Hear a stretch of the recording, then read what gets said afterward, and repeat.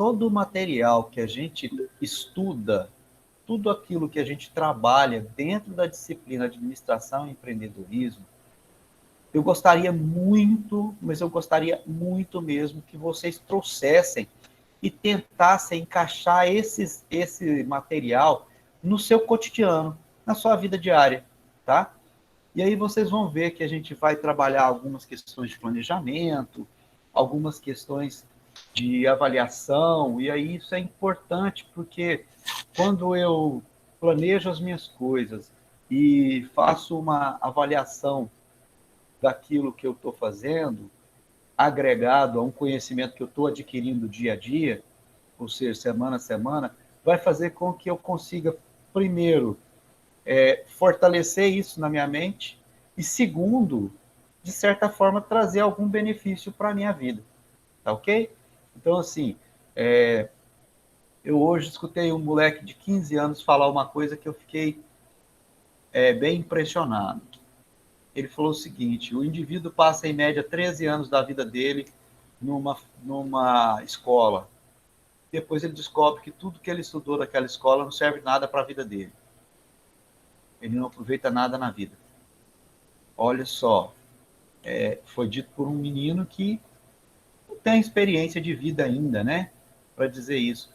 Mas se a gente for pensar, realmente muitas das coisas que a gente vê, ela é mais utópica, ela é mais filosófica do que verdadeiramente aplicável no nosso dia a dia, tá? Então eu tento trazer a nossa disciplina, a nossa componente sempre agregando coisas da nossa vida, que isso vai fazer com que a gente tenha mais facilidade de absorver o que a gente precisa saber. Beleza? Vamos lá, então? Eu vou fazer aqui a minha apresentação da minha tela para vocês e a gente vai falando sobre isso no decorrer do caminho aqui. Bacana? Ótimo. Vamos lá, vocês já estão me vendo minha tela aí, né? Então vamos lá, ó. Sumário executivo. Todos os tópicos, todos os capítulos que nós veremos, ele sempre vai iniciar com isso aqui, ó. O que é e como fazer. Ele já começa explicando para a gente uma coisa que, inclusive, eu até falei no início, né? Olha, o sumário executivo, ele é um resumo do plano de negócio. Preste atenção, resumo.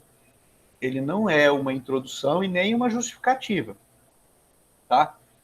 E aí, ele, como sumário, ele tem que ter alguns tópicos, né? E nós vamos ver esses tópicos aqui, tá? Eu vou lê-los aqui para você e a gente vai ver cada um desses tópicos pormenorizados. Por exemplo, a primeira coisa que eu vou precisar descrever no meu resumo, no meu sumário executivo, é o resumo dos principais pontos do plano de negócio, ok? Mais à frente eu vou explicar um a um, eu vou só fazer a leitura porque a gente vai ler um por um, tá bom? Os dados do empreendedor, a experiência profissional e as suas atribuições. Os dados do empreendimento, ou seja, as informações da minha empresa, se eu tenho ou não, né? A missão da empresa, quais são os setores de atividade, qual é a forma jurídica, qual é o enquadramento tributário, qual é o meu capital social da empresa, de onde vem a minha fonte de recursos, tá? Respondendo isso aqui, que de certa forma está dentro de todo o plano, tá? Você não vai conseguir de uma hora para outra pegar aqui uma informação específica que, por exemplo, a fonte de recursos você consegue, porque isso aqui é no sentido de onde você vai tirar para financiar a sua empresa. Mas alguns dados você precisa ter desenvolvido o plano inteiro para você ter ciência disso, tá? Então vamos lá, nosso primeiro ponto aqui, outra coisa que tem em todo capítulo é esse fique de olho, tá? Recomendo, fiquem de olho nisso aqui, porque isso aqui, ele traz para a gente sempre bons conselhos e boas orientações, tá bom? Ele vai falar, a primeira coisa, que o sumário executivo é a primeira parte do plano, só que ele deve ser elaborado após a conclusão. Você lembra que eu falei isso agora, pouco, para vocês? É a primeira coisa que a gente estuda, mas é a última que a gente faz? Então é isso aí. Ó, E por que é que eu preciso ter zelo no preenchimento do meu sumário executivo? Preste atenção. Quando eu faço o meu sumário executivo, eu estou fazendo ele para aquele indivíduo que vai conhecer a minha empresa, ou que seja para uma empresa me financiar, ou que seja para um grupo de acionistas entrar com dinheiro na minha empresa, tá? Ou até mesmo para me pegar um financiamento no banco. E aí ele vai falar para mim que é o seguinte, olha, que quando eu faço o sumário executivo, eu tenho que fazer ele, porque quando ele for lido pelos interessados, ele deve deixar clara a ideia e, olha só, a viabilidade da implantação, tá? Isso aqui, ó, quando eu vejo isso aqui, ó, que ele tem que ser claro, tem que mostrar qual é a ideia do meu empreendimento e qual é a viabilidade financeira. Qual é a viabilidade? É a lucratividade, é a rentabilidade, é o retorno do meu investimento. Isso é o que vai crescer o olho do meu indivíduo que vai ler esse trabalho aqui. E ele continua me dizendo que é o seguinte, que essas informações, de forma detalhada, elas vão vir no decorrer do corpo do projeto. Porque se faz um resumo, um sumário executivo, onde uma das partes interessadas já faz a leitura, a primeira leitura, e olha para aquilo lá e torce o nariz, cara, desculpa, não vai andar, não vai render, a pessoa não vai interessar, mesmo que esteja muito bem feito seu plano. Se você não fizer uma apresentação dele bem feita, nada funciona. Agora, lembra que eu falei que eu costumo trazer para as nossas vidas tudo que eu falo? Preste atenção. O sumário executivo, ele funciona mais ou menos como um marketing pessoal, tá? Ele é um marketing pessoal da sua empresa. Se você faz um marketing pessoal seu ruim, eu, como cliente seu, vou te indicar para outra pessoa? Não, não vou. Mas se você faz um marketing pessoal bom comigo, você cria um networking comigo, a gente tem eu recebo a atenção da sua empresa, eu sinto que a sua empresa ela é honesta comigo, eu não vou te apresentar para outras pessoas? Claro que eu vou, né? É exatamente isso que acontece com o sumário executivo. Ele tem que ser bem feito, ele tem que ter um resumo que vai chamar a atenção, que quando a pessoa bate o olho lá, ele, nossa, que coisa linda. Entenderam? Nesse sentido que eu estou dizendo. E aí a gente volta aqui para a apresentação da tela e eu vou mostrar para vocês, então, o início aqui, o detalhamento do que eu disse lá no início, né? O 1.1 é o resumo dos principais pontos do plano de negócio. O que é e como fazer? Olha, aqui eu vou fazer o quê? Ó, quando eu faço a descrição do plano, eu tenho que fazer um breve relato das suas principais características. E aí, quando eu vou fazer essa descrição dessas características, eu preciso mencionar isso aqui, ó. O que é o meu negócio? Quais são os meus principais produtos ou serviços? Quem serão os meus principais clientes? Ou quem já são os meus clientes? No caso, a empresa já funcionando. Porque, deixa eu fazer um parêntese aqui. O plano de negócio ele tem diversas funções. Uma delas é abrir o negócio, outra é ampliar o negócio, outra é mudar o mix do negócio, outra é até fechar ou diminuir a empresa, tá? Para isso tudo eu preciso fazer um plano de negócio.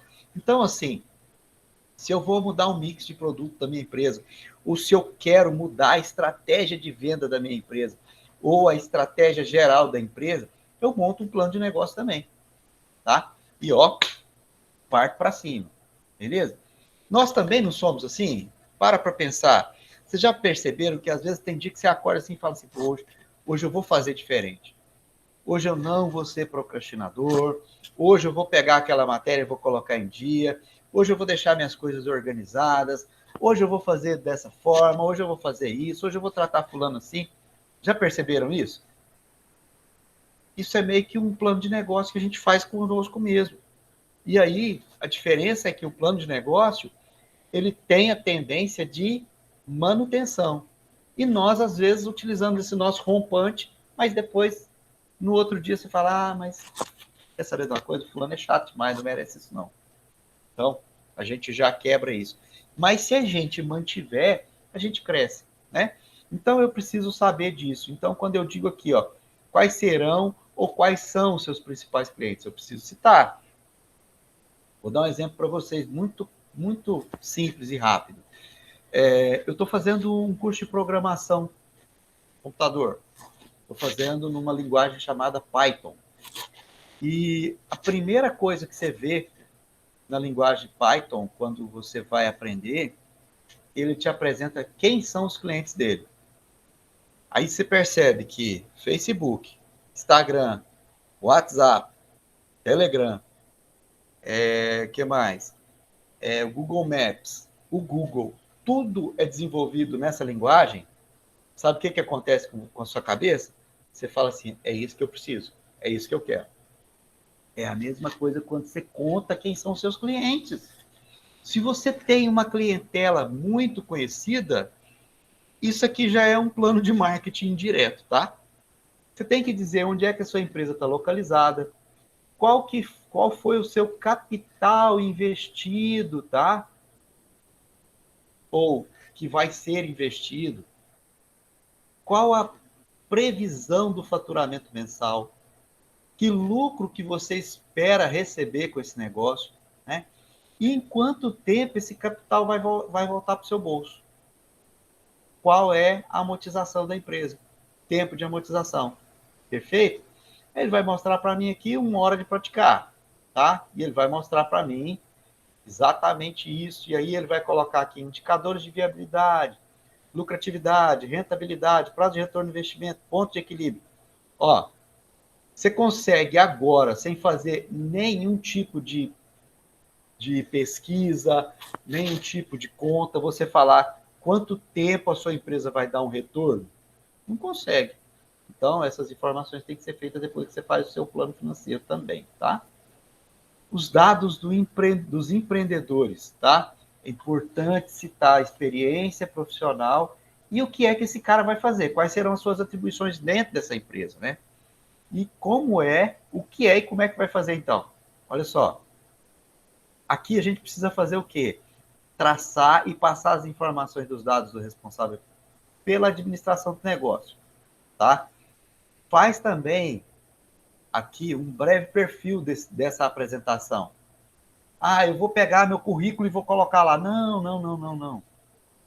O currículo não é suficiente. Na verdade, o currículo ele nem é desejável num plano de negócio. O que é desejável num plano de negócio é um perfil profissional, tá? Quer ver? Vou usar meu primo aqui como exemplo, tá? O Declier, ele é engenheiro de Minas, é assim mesmo que fala seu nome? Isso, professor, isso de jeito mesmo. Beleza, então, beleza. Ele é engenheiro de Minas e está fazendo engenharia elétrica, certo? Aí ele pega e resolve montar uma empresa relacionado à questão de máquinas, tá? Mas ele vai trabalhar máquinas e automação mais voltado para a área de mineração. Estamos hipotetizando aqui, tá? E aí, olha só, quando ele vai montar o plano de negócio dele, ele já vai colocar lá que ele é engenheiro elétrico, ele é engenheiro de Minas e engenheiro elétrico e tem experiência profissional na área de mineração. Percebeu que quem vê o plano de negócio já vai falar assim, opa, aqui tem um especialista no negócio. Possibilidade desse negócio crescer é grande. Entendeu? Por isso a importância de você colocar o perfil do indivíduo. Você coloca só o currículo dele, você não vai falar que ele tem experiência, né? Aí você vai colocar, tem experiência em consultoria na área de mineração. Opa, peraí, então esse cara sabe o que ele está falando. Ele não está apresentando qualquer coisa, entendeu? Então, por isso é importante você apresentar, fazer uma apresentação desse perfil, tá?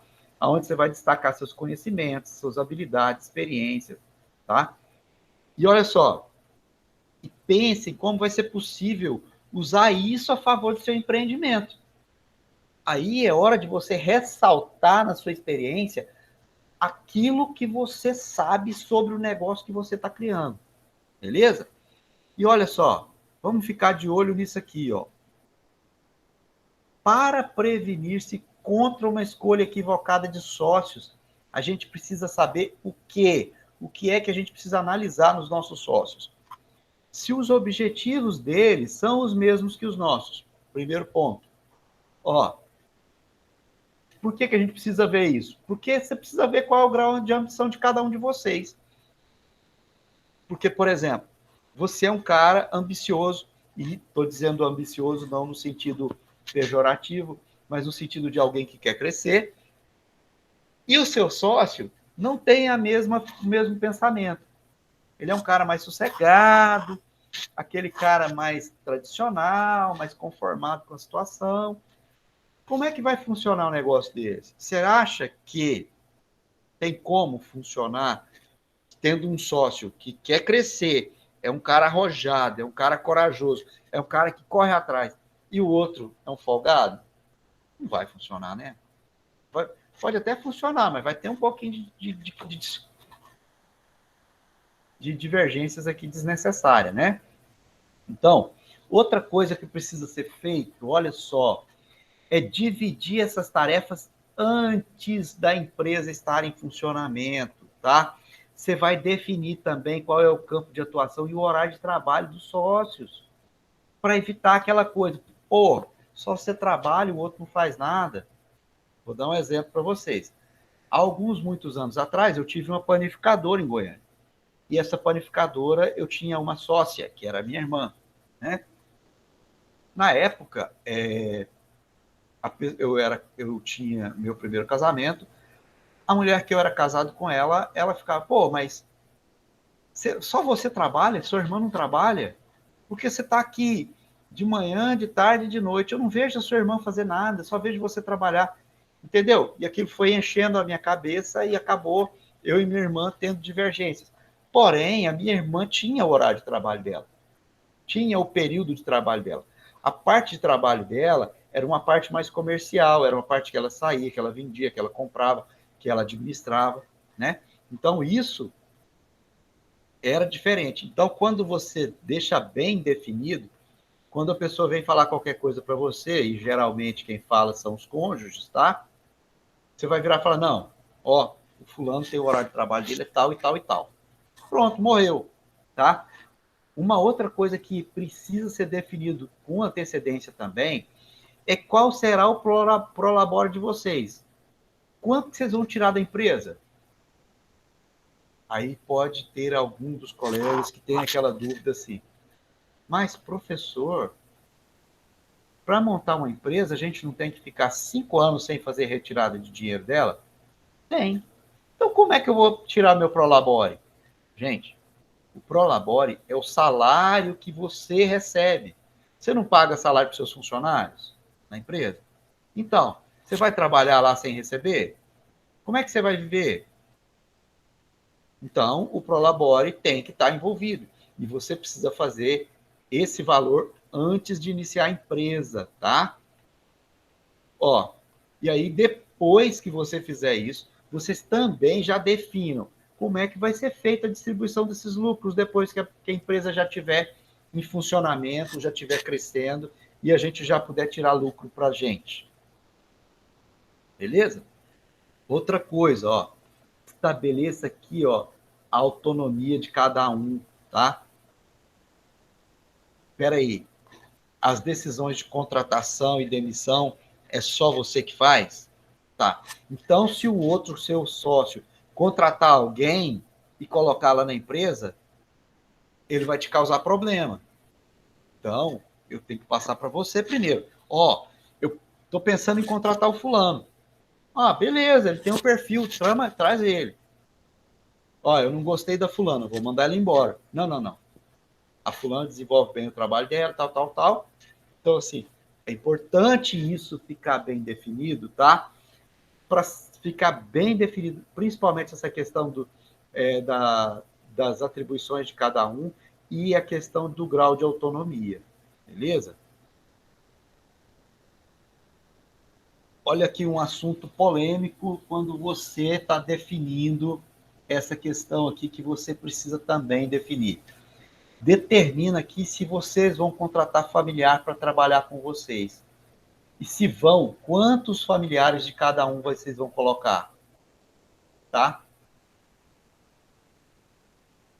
E sugestão, sempre escolha funcionários ou parceiros de negócio em conjunto com seu sócio, tá?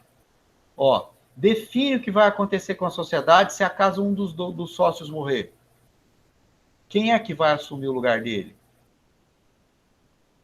Escrevam todos os pontos que possam gerar atrito no futuro, tá? Faz um contratinho entre os sócios. Esse contrato assinado pelos sócios aqui, tá? Ele tem o nome de memorando de intenções. Beleza, pessoal?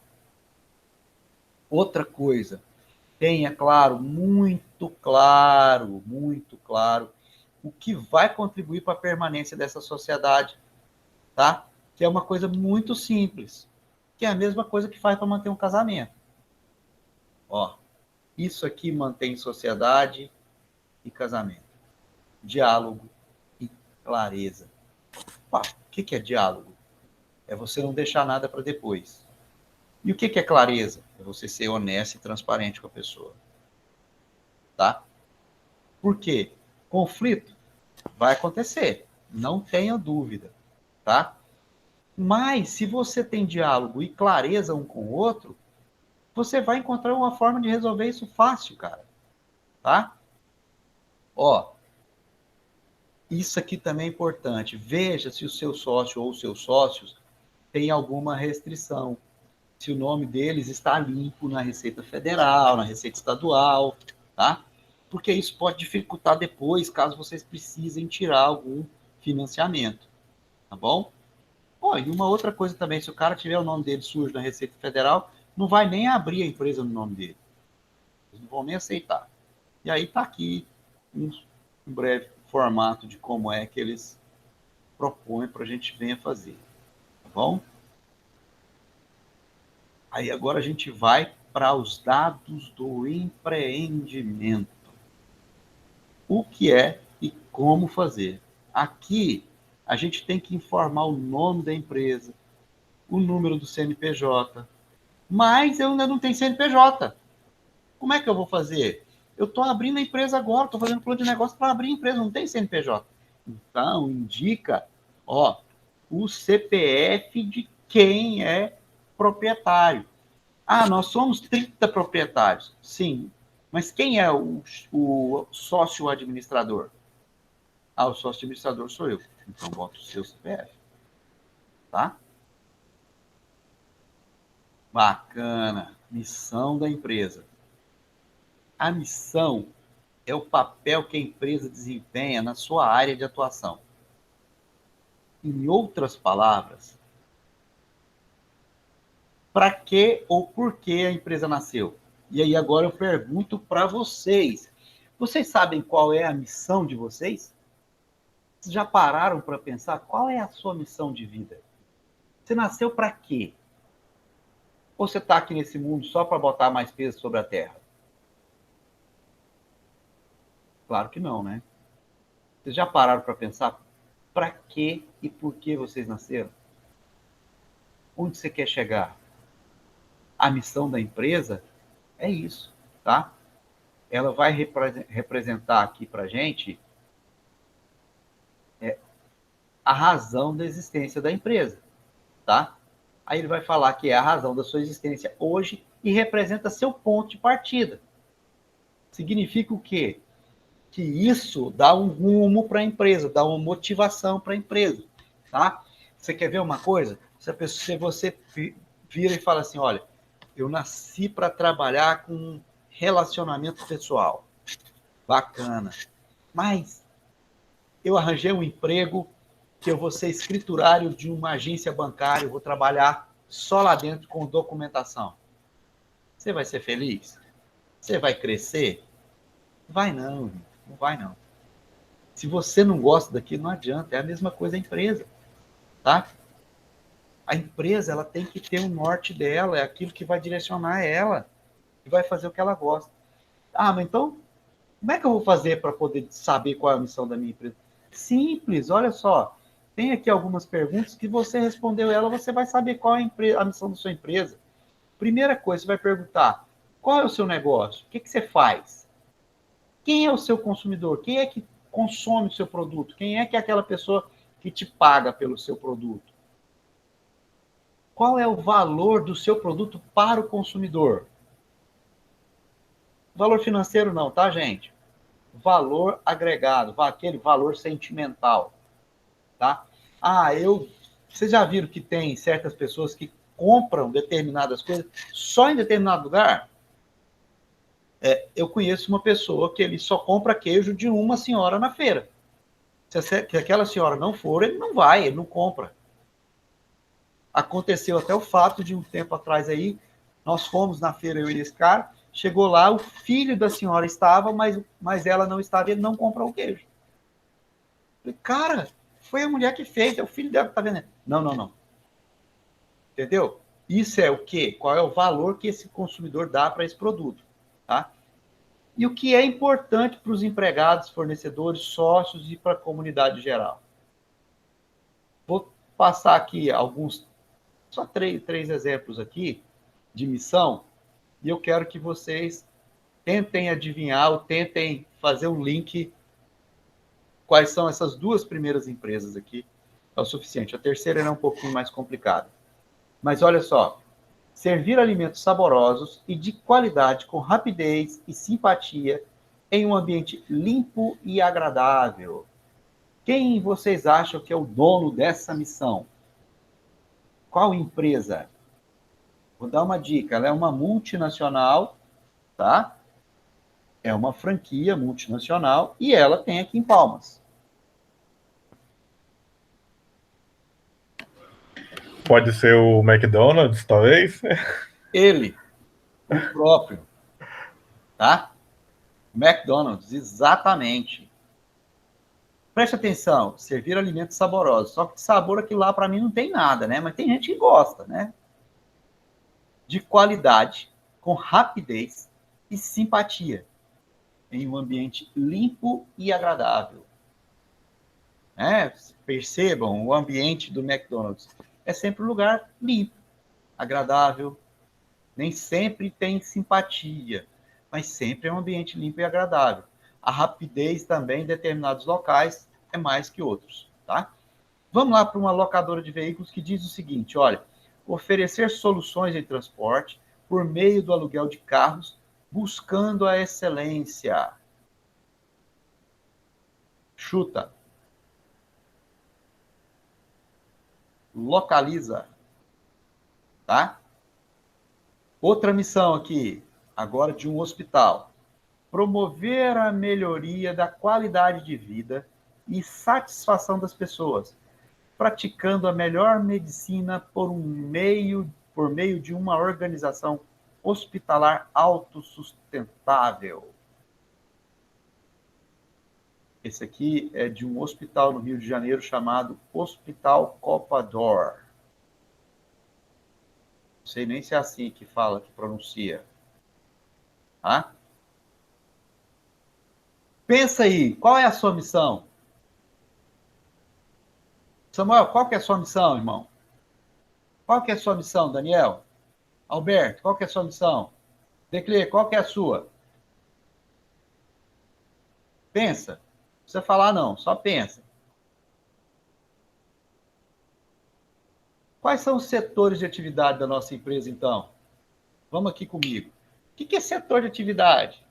Setor de atividade é onde a sua empresa vai pretender atuar, tá? E aí ele dá aqui para a gente aqui alguns pontos, né? Agropecuária, indústria, comércio, prestação de serviço, né? Ele vai falar para a gente aqui que a agropecuária são negócios cuja atividade principal diz respeito ao cultivo do solo, para a produção de vegetais, a criação e tratamento de animais, né?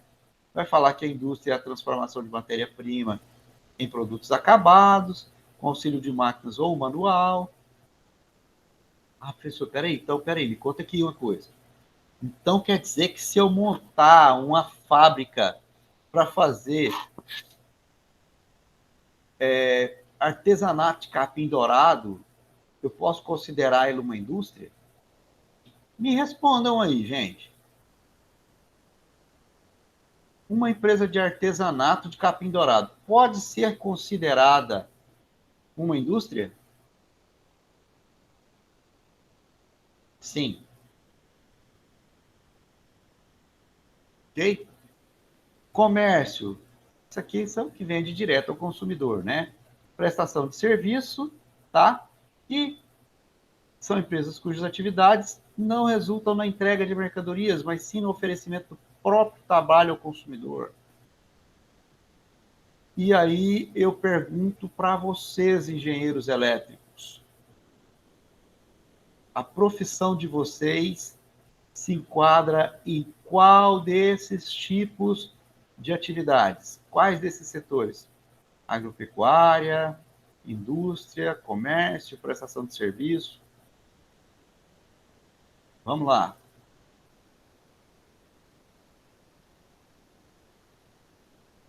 Isso, prestação de serviço. Eu acho que é Ops, pode falar. indústria e prestação de serviço. Exatamente. Isso mesmo. Tá? Quem falou? Levanta a mão só. Eu falei. Ah, beleza, Alberto. Isso mesmo, tá? Caixa exatamente aí. Obrigado. E aí, por quê? Porque eu posso montar uma fábrica para mim ou eu posso simplesmente ser prestador de serviço na área. Simples assim. Eu vou trabalhar aqui no hora de praticar, ele vai me só marcar aqui. E qual é a forma jurídica dessa minha empresa? Ó, o primeiro passo que a empresa precisa dar, né, para ela existir é o quê? É a sua constituição formal, tá? E para isso a gente precisa ter uma forma jurídica, tá? Essa forma jurídica é o que vai determinar como é que eu vou ser tratado pela lei. Exatamente. Por quê? Olha só, o seu relacionamento jurídico com terceiros se dá de acordo com a sua Constituição. E ele vai falar que as formas jurídicas mais comuns para as micro e pequenas empresas são essas aqui, tá? O microempreendedor individual, MEI, o empresário individual, que é o EI, a empresa individual de responsabilidade limitada, que é o EIRELI, e sociedade limitada, que é o LTDA, que a gente já viu por aí, né? Bacana. Ah, professor, mas tem outras. Tem a sociedade anônima, tem e aí vai. Mas, peraí, sociedade anônima, ela se refere a quê? Geralmente a empresas de capital aberto, autarquias governamentais, empresas que vendem ação na Bolsa de Valores. E aí são chamadas empresas de capital aberto, tá? E aí, olha só, a melhor forma de saber isso é conversando com quem? Ó, com o nosso contador a respeito disso. No momento de abertura da minha empresa, eu vou lá chegar para ele e falar, cara, vem cá, porque eu vou precisar ter um contador mesmo para minha empresa. Então, você já contrata alguém que você conheça, ou que você teve uma boa indicação, que é uma coisa muito importante, você ter uma pessoa séria nessa área que trabalha contigo, tá? E aí você vai perguntar para ele e ele vai te indicar qual é a sua atividade que mais se encaixa no perfil da sua empresa, ou no seu perfil, beleza? E aí, olha só, quando ele fala que isso aqui, essa atividade, vai me mostrar como é que eu serei tratado pela lei, eu já começo aqui, ó. Qual é o meu enquadramento tributário? Ó, o Simples Nacional destina-se a empresas que beneficiarão da redução e simplificação dos tributos, tá? Além do recolhimento único de impostos. O enquadramento no Simples, ele está sujeito à aprovação pela Receita Federal, tá? E considera uma atividade considera a atividade e a estimativa de faturamento anual da empresa. Então, ele tem um limite de faturamento, tá bom? Ó, a lei ela também vai prever benefícios quanto à desburocratização do acesso ao mercado, ao crédito, na justiça, o estímulo à inovação e à exportação. Tudo quando você fala que você está no Simples Nacional, já te ajuda bastante, tá? E olha, a lei que enquadra como microempresa, a pessoa jurídica de receita bruta é igual ou inferior a 360 mil. Se a receita bruta anual for superior a 360 mil, ela, ela já é uma empresa. Cadê? Ó, se a pessoa jurídica da receita bruta é igual ou inferior a isso aqui, é o microempresário. Se a receita bruta anual for superior a 360 e a 3 milhões e 600, ela vai ser classificada como empresa de pequeno porte. Beleza? E aí já vai entrar, ó, a microempresa, a empresa de pequeno porte. O Simples Nacional, ele abrange os seguintes tributos e contribuições: o imposto de renda, o CSLL, o PIS, o PASEP, o COFINS, o IPI, o ICMS, o ISS, contribuição de seguridade patronal, tá? E aí ele vai falar para mim que a lei que criou o MEI, o microempreendedor individual, é que a pessoa que trabalha por conta própria para legalizar o seu negócio, tá? E o MEI, ele pode ter um funcionário, tá?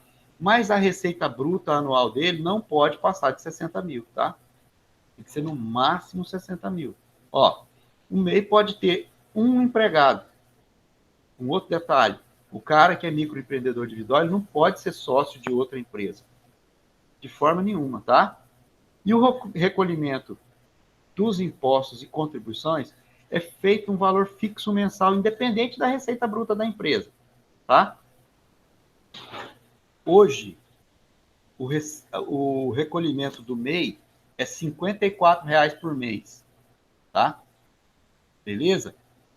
Mais uma vez, ele vai pedir para a gente ficar de olho aqui com o nosso contador, tá?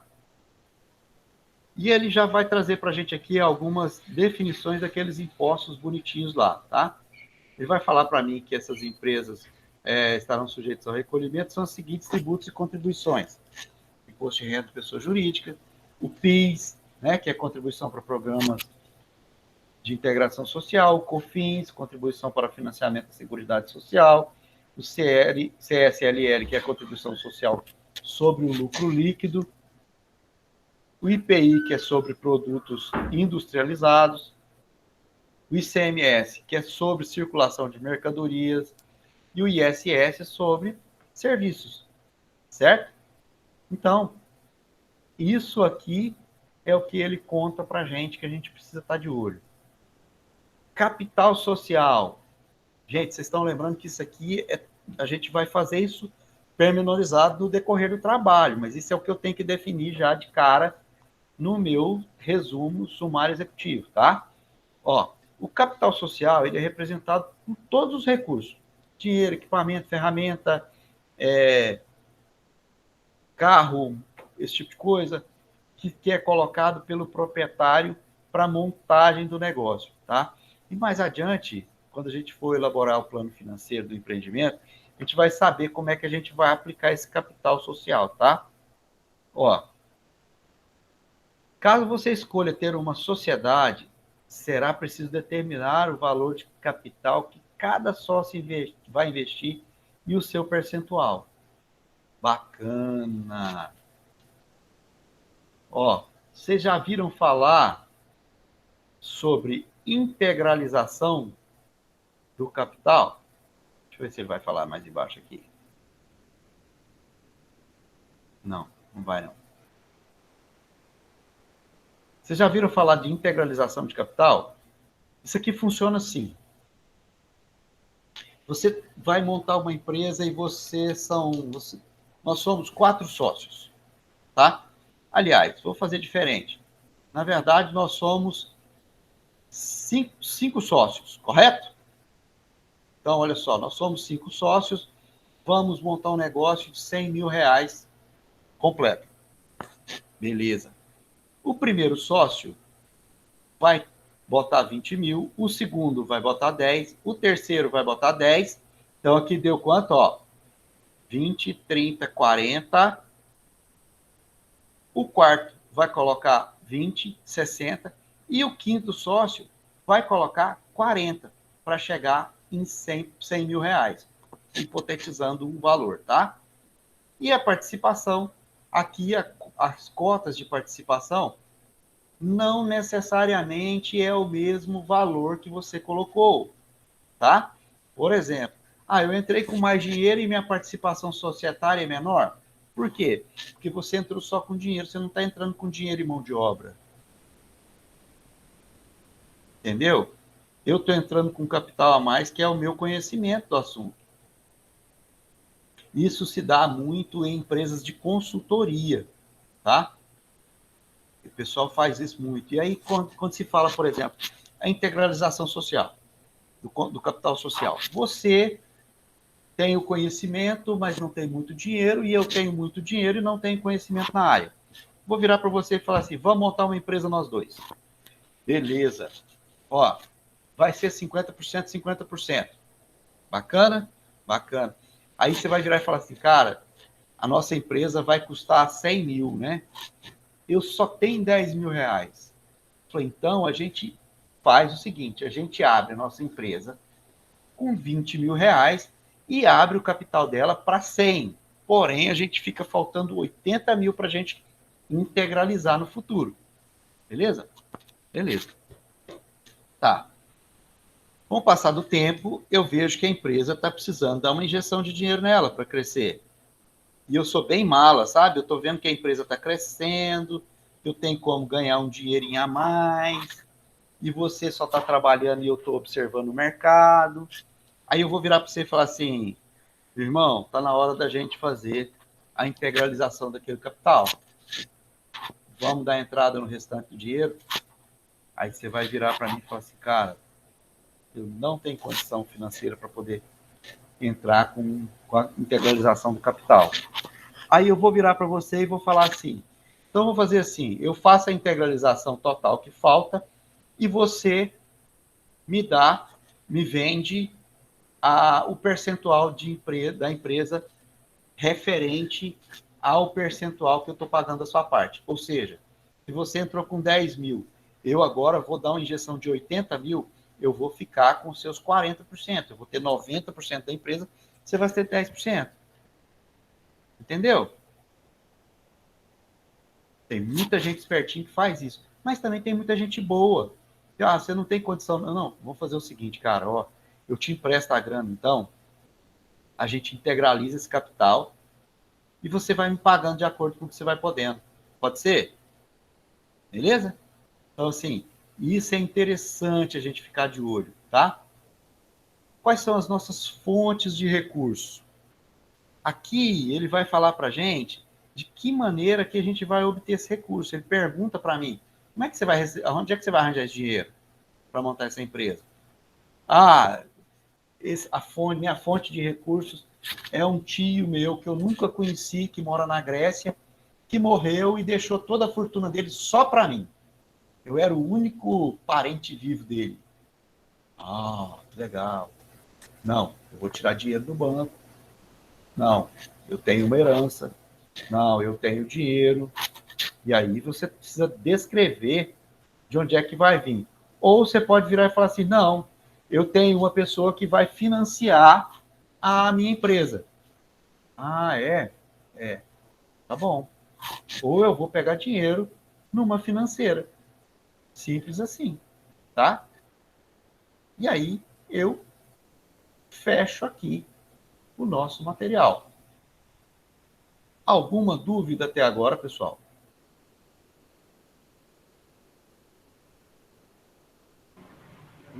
Da minha parte, não, professor. Samuel? Para mim saber quanto de porcento que seria de retorno para cada pessoa. Tem uma forma de eu ver isso? Samuel, isso aí pode ser definido no início, quando vocês começarem a empresa. Você olha, nós somos 5 sócios na empresa, tá? Cada um de nós vai entrar com 20 mil reais. Então, eu tenho 20%, você tem 20%, o Alberto 20%, o Declê 20%, e o nosso amigo imaginário mais 20%. Tá? E aí a gente entra, essa pode ser uma forma, ou pode ser assim, você tem mais conhecimento do que todos nós. Então, a gente te dá 5% a mais pelo seu conhecimento. Isso é negociável, tá? Não tem uma fórmula fechada não, Samuel. Ok, professor. Beleza? Bacana. Pessoal, mais algum questionamento? Mais alguma dúvida? Tá tudo tranquilo?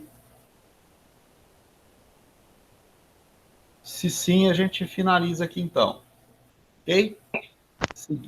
Seguindo aquele Mim tudo cronograma. tranquilo, professor. Beleza. Seguindo o planejamento que eu citei no início da aula. Beleza?